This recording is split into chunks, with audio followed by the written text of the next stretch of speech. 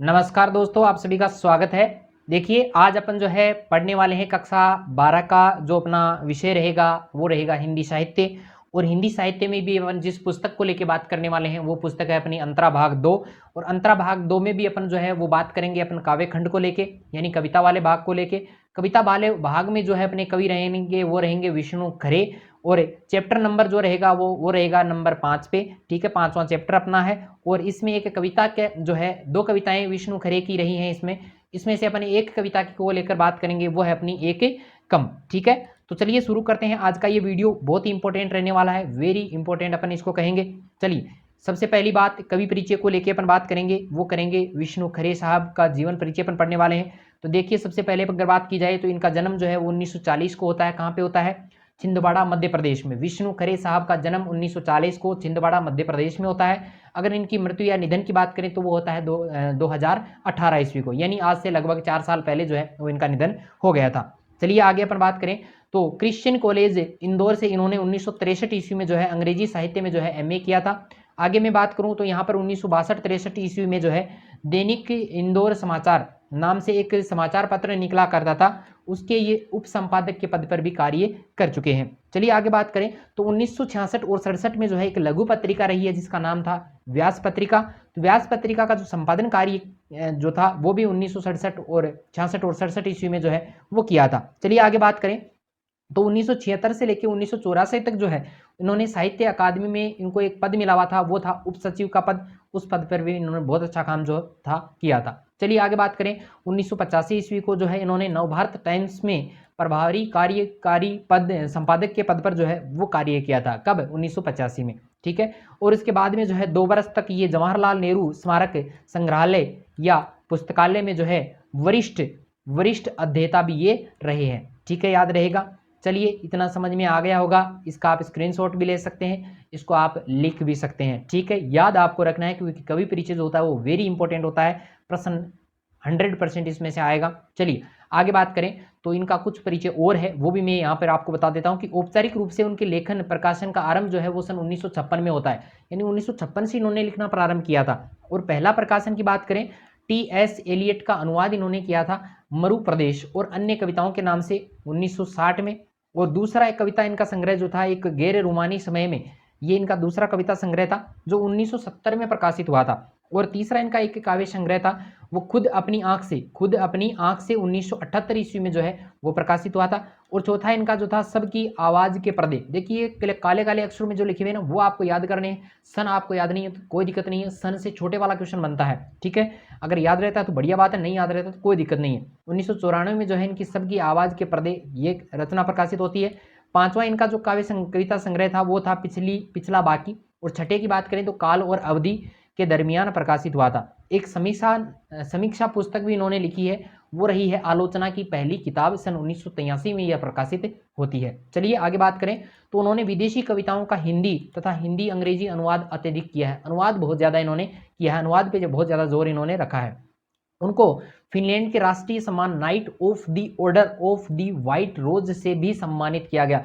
Very very important question यहाँ पर बनता है कि फिनलैंड का जो राष्ट्रीय सम्मान है वो इनको मिला हुआ है। फिनलैंड के राष्ट्रीय सम्मान का नाम क्या है? Knight of the order of the white rose. ठीक है, तो इनसे इनको सम्मानित किया गया। इसके अतिरिक्त इनको और भी बहुत सारे सम्मान जो है मिले, जैसे रघुवीर सहाय सम्मान है, शिखर सम्मान है, हिंदी अकादमी दिल्ली का साहित्यकार का सम्मान है, मैथिली शरण गुप्त सम्मान है। ये सारे सम्मान इनको मिल चुके हैं। और इनकी कविताओं में जड़ताओं और अमानवीय स्थितियों के विरुद्ध सशक्त नैतिक स्वर की अभिव्यक्ति भी देखने को मिलती है। चलिए, याद हो गया होगा मेरे ख्याल से। नेक्स्ट चलते हैं।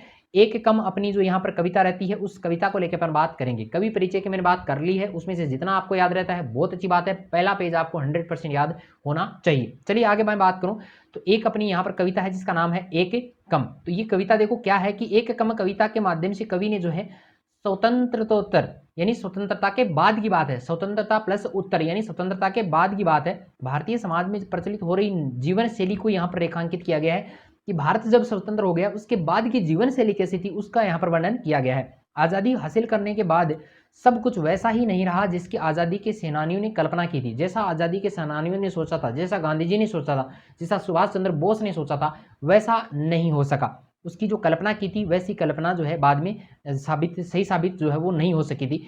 पूरे देश का या कहें आस्थावान, ईमानदार और संवेदनशील जनता का मोह भंग हुआ था। यानी लोगों को ये आशा थी कि हमारे साथ में बहुत अच्छा जो है वो आगे होने वाला है, क्योंकि हम आज़ाद हो गए हैं, सब कुछ अपनी मर्जी से जो है चलने वाला है। लेकिन ऐसा यहाँ पर नहीं हुआ था। परिणाम क्या हुआ देखो, आपसी विश्वास जो था, परस्पर भाईचारा जो था और सामूहिकता का स्थान जो था, सामूहिकता यानी मिलजुल कर रहने का जो स्थान था वो ले लिया था किसने? धोखाधड़ी थी, आपसी खींचतान थी आदि ने ले लिया था। और नितांत स्वार्थ परक, सिर्फ और सिर्फ लोग जो थे वो अपना स्वार्थ सिद्ध करने में लगे हुए थे।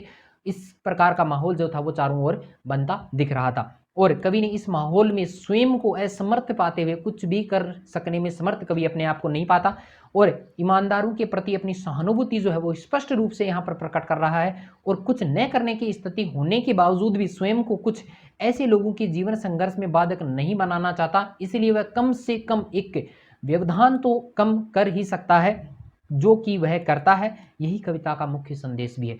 वेरी वेरी इंपॉर्टेंट ये आपके लिए रहेगा। तो याद होता है तो याद कर लो, रट सकते हो तो रट लो, ठीक है, जो आपकी इच्छा हो। लेकिन मेरे ख्याल से सारी चीजें कुछ भी रटने लायक नहीं है, समझकर आप इसको याद कर सकते हो। चलिए आगे मैं बात करूं तो एक कम ये जो कविता रहेगी उसका अपन अभी करेंगे भावार्थ लिखेंगे, इसकी व्याख्या लिखेंगे, इसका प्रसंग लिखेंगे, इसके जो कठिन जो शब्द हैं उन शब्द की अपन बात यहाँ पर करेंगे। चलिए शुरू करते हैं। 1947 के बाद से इतने लोगों को इतने तरीकों से, कोई भी हार्ड शब्द नहीं है, आत्मनिर्भर, मालामाल और गतिशील होते देखा है। मालामाल होना, धनवान हो जाना, पैसे वाला हो जाना। और कि जब आगे कोई हाथ फैलाता है, हाथ फैलाने का मतलब होता है भीख मांगना, हाथ फैलाता है 25 पैसे के एक चाय या 2 रोटी के लिए, तो जान लेता है हूँ, क्या जान लेता है कि मेरे सामने एक ईमानदार आदमी है, औरत है, बच्चा है, खड़ा है।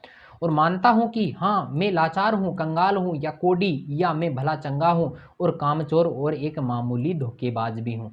ये कठिन शब्दार्थ मैंने यहाँ पर लिख रखे हैं, इनको आप पढ़ लेना, मैं यहाँ पे नहीं बताऊंगा, ठीक है, पढ़ लेना आप इनको। चलिए इसके मैं सबसे पहले आगे बात करूं तो यहाँ पर देखिए सबसे पहले अपन बात करेंगे व्याख्या है, इसके भावार्थ को लेकर अपन बात करने वाले हैं। तो इसकी व्याख्या जो है वो किस प्रकार की रहेगी, भावार्थ जो है वो किस प्रकार का रहेगा, उसकी अपन बात करते हैं। देखिए यहाँ पर भारत को जब 1947 में आज़ादी मिली तो लगा कि अब देश स्वतंत्र हो गया है, यही बात उसमें कही गई थी। देखिए क्या कही गई थी कि 1947 के बाद से इतने लोगों को इतने तरीकों से, 1947 में जब भारत आज़ाद हुआ तो उसको ऐसा लगा कि अब देश जो है वो स्वतंत्र हो गया है, और हमें लगा कि देश में अपने ढंग से जीवन व्यतीत करेंगे, किंतु शीघ्र ही आज़ादी से हमारा जो था मोह भंग हो गया। कैसे हो गया? कवि ने लोगों को भ्रष्ट तरीके से अमीर होते हुए देखा था। देखिए कवि ने जो है भ्रष्ट लोगों को, देखिए आत्मनिर्भर, मालामाल और गतिशील होते देखा है, यानी भ्रष्ट लोगों को जो है भ्रष्ट तरीकों से जो है लोगों को अमीर होते देखा था। तब समझ में आया, क्या आया कि मालामाल होने के लिए अव्वल दर्जे का क्या होना चाहिए, स्वार्थी होना चाहिए, चालाक होना चाहिए, धोखेबाज होना चाहिए और भ्रष्टाचारी होना पड़ेगा। ऐसी स्थिति में जब कोई आदमी या औरत या बच्चा कवि के आगे हाथ फैलाकर अगर भीख मांगता है, क्या मांगता है? भीख मांगता है कि 25 पैसे एक चाय या रोटी की भीख, तब उस फैले हुए हाथ को देखकर कवि क्या समझता है कि यह व्यक्ति अपने जीवन में ईमानदार रहा होगा। देखिए ये पंक्ति यहाँ पर ली गई है, 25 पैसे ये, ठीक है, आप इसको देख लेना, आपके किताब सामने किताब होगी मेरे ख्याल से, तो उसमें देखते रहिएगा। तो वह व्यक्ति, उसको लगा कि वह व्यक्ति हमें जो है कहीं ना कहीं तो जीवन में जो है ईमानदार रहा होगा। ये भी जानता हूँ, क्या जानता है कि ये उन गुणों को नहीं जोड़ सका जो आज उन्नति के लिए या मालामाल होने के लिए आवश्यक माने जाते हैं। गुण, यहाँ पर दोषों की बात की गई है, यहाँ पर जो गुण शब्द आया है वो दोष की बात कर रहा है। क्या बात कर रहा है कि वो दोष रहा होगा, वो गुण उसमें रहा होगा जो आज की जो जनता है वो उन्नति के लिए, मालामाल होने के लिए आवश्यक मानती है, वो गुण उसमें नहीं रहा होगा। ठीक है, भीख मांगता वह व्यक्ति एक प्रकार से ये साबित कर देता है, क्या करता है कि वह लाचार है, कंगाल है या कोडी, इसलिए है क्योंकि वह उन हथकंडों से दूर रहा है, उन कामों को वह करने से दूर रहा है जिनसे आज धनवान बना जा सकता है, पैसे वाला बना जा सकता है, उन सब चीजों से वो दूर रहा होगा। या ये भी हो सकता है कि भीख मांगने वाला वह व्यक्ति भला चंगा होने पर भी क्या हो सकता है, कामचोर और मामूली धोखेबाज रहा होगा, इसलिए आज भीख मांग रहा है, अन्यथा वह भी उन आदमियों की तरह धनवान हो गया होता जो स्वतंत्रता के बाद में फल फूल रहे हैं, बहुत उन्नति कर चुके हैं, ऐसे लोगों की तरह वो भी रहा होगा। तो इंपॉर्टेंट बात एक और बता दूं कि अगर आपने अभी तक मेरे YouTube चैनल को सब्सक्राइब नहीं किया है तो जल्द से सब्सक्राइब जरूर करें। चलिए नेक्स्ट पेज पे चलते हैं। नेक्स्ट हमारा पेज है दूसरी जो थोड़ी सी कविता, इसमें आगे का भाग जो है वो अपन पढ़ते हैं। देखिए, लेकिन पूरी तरह तुम्हारे संकोच, लज्जा, परेशानी या गुस्से पर आश्रित तुम्हारे सामने बिल्कुल नंगा, निर्लज और निराकांक्षी मैंने अपने को हटा दिया है हर होड़ से, मैं तुम्हारा विरोधी, प्रतिद्वंदी या हिस्सेदार नहीं।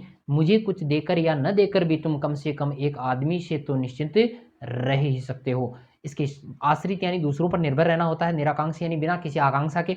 निर्लज का मतलब होता है लज्जा रहित होता है। होड़ यानी प्रतिस्पर्धा को कहते हैं। प्रतिद्वंदी यानी विपक्षी को कहते हैं। ठीक है, समझ में आ गया होगा।